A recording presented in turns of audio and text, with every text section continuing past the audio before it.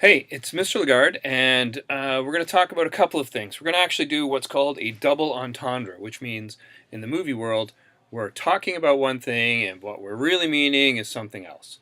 So we're going to talk about global competency, which is, in the new global market, how students will need to compete more than just reading and writing in science and math. They'll need knowledge about global issues. They'll need you know, have diverse perspective, be able to communicate ideas and rationale, critical thinking, very important to solve complex problems, and how you want to act towards the common good. Simply preparing students to participate in the world that we live in and how much that world has changed from, my generation to your generation and how this is going to change. So they talk about global competency, which is critical thinking and problem solving, innovation and creativity and entrepreneurship, learning to learn, self-awareness, self-directed learning, and quite often you hear this called metacognition, which is learning and thinking about thinking.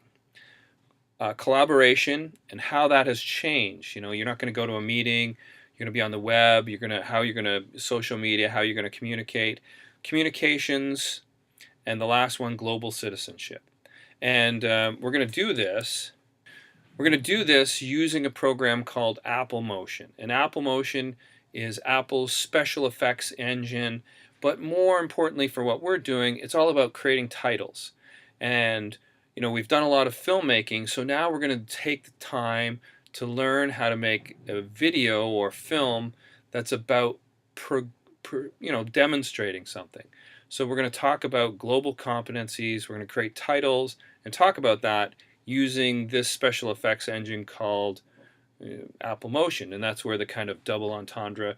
We're going to talk about living as a global society and updated technology using updated technology. So excited! This will be great.